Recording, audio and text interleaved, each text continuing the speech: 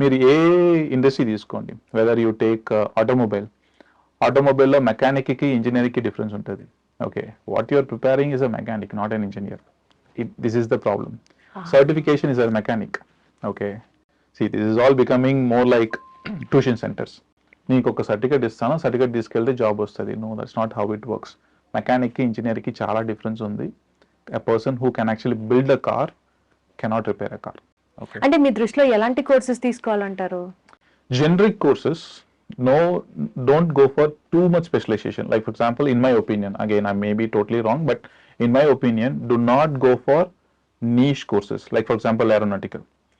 మీ under graduate లో aeronautical అనే course తీసుకోకండి.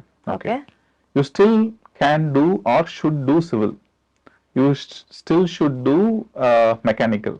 Okay, and you can do electronics, electrical engineering.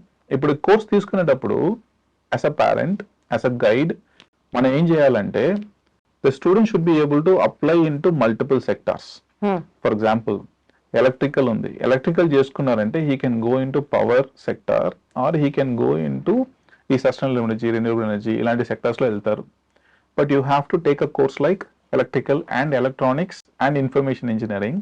అప్పుడు ఏమవుతుందంటే he can get in to power sector, he can get into renewable energy, or he can get into core power sector, grid systems కానీ ఇలాంటివి.